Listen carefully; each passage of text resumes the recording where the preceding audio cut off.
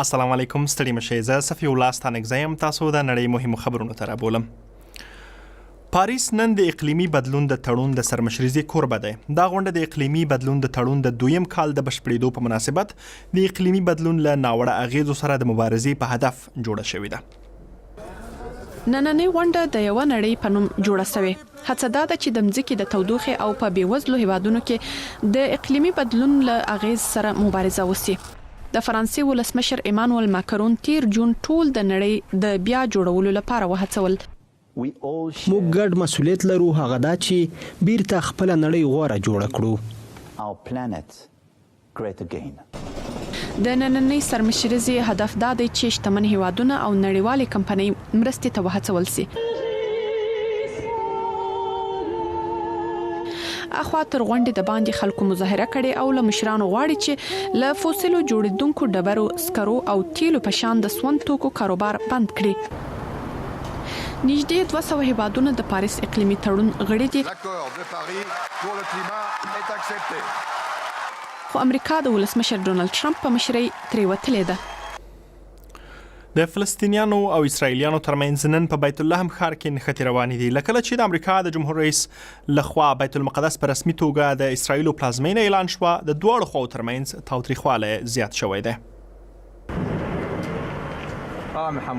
فلسطینیانو په نننیو مظاهرو کې د اسرایلی پوځیانو په لور د ډبرو په ویشتلو خپل غوسه څرګنده کړه.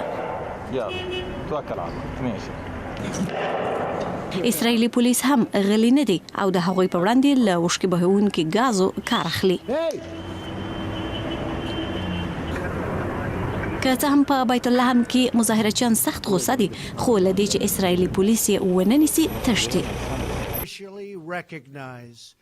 وروسته له هغه چې ډونالد ټرمپ بیت المقدس د اسرایل د پلازمینې په توګه په رسمیت وپېژانده، تاوتریخوالی او مظاهرې زیاتې شوې دي.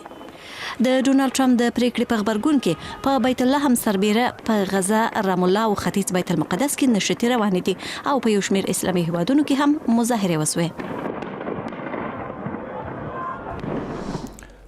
د پاکستان پوځ وایي د دغه هیواد 2 پوځیان نن په شمالي وزیرستان کې د اورپکو په یو کمین کې وژل شوي دي. دا برید نن له افغانستان سره په پوله په میرانشاه سیمه کې شوی دی. په نننی برید کې د پاکستان 2 پوځیان چې یو افسر وژل شوی دي. د پاکستان پوځ ویلي 2 پوځیان د 21 کالو او د شمالي وزیرستان د میرانشاه په علي خیلو سیمه کې موټر د ترهګرو له کمین سره مخ شو. پوځ وایي څو واره په شمالي وزیرستان کې چې له افغانستان سره نږدې پروت دی عملیات کړي، خو ترهګر الله هم فعال دي. د امریکا متحده ایالاتونو په کالیفورنیا ایالت کې اور زیاتې سیمې ګواښي. د اور لمبې له وینتورا نه اوس د سانتا باربرا ساحلي ښار ته رسیدلي او ګڼې سیمې سوځولې دي. په جنوبي کالیفورنیا کې چټک اور سانتا باربرا ساحلي ښار ته رسیدلی دی. د هر شپې په تیریدو د اور لمبې لا پسې زیاتېږي. د دې اور په سبب چې د دسمبر په 4 لګېدلی و 910 کیلومتره مربع ځمکه سوځېدلې ده. 90 زره تنه د سانتا باربرا او وینتورا له سیمو ایستل شوي، خو د مرګ ژوبلې دقیق جزئیات لا نه دي په ډاګه. د دې اور د مړه کولو لپاره تر اوسه 40 میلیونه ډالر لګېدلي، خو د شاوخوا 9.5 زره اور وژونکو هڅو نتیجه نه ده ورکړې. 1.7 million gallons of water since the start of this fire. د امریکا متحده ایالاتونو جمهور رئیس ډونالد ټرمپ یو فرمان لاسلیک کړی چې په اساس به زیات شمېر امریکايي ستورمځلي سپوږمۍ ته ولیږل شي. ډونالد ټرمپ وایي په تیرو 45 کلونو کې دا ډول ماموریت نه دی ترسره شوی. په سپوږمۍ کې د امریکايي ستورمځلو تازه ماموریت په پراخو څېړنو سربیره مریخ ته د تلو لارې لټوي.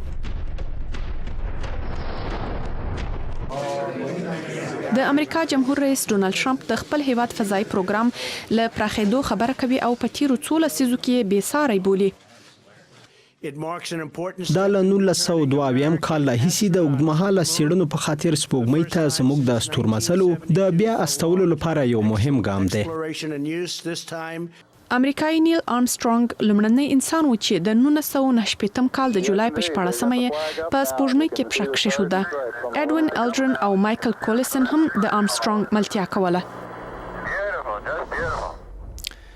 مننه چې دا خبرونه مو وکتل. ازادي رادیو .org ویب پاڼه او فیسبوک د دې خبرونو د بیا لیدلو لپاره مه هیروئ. تر بیا.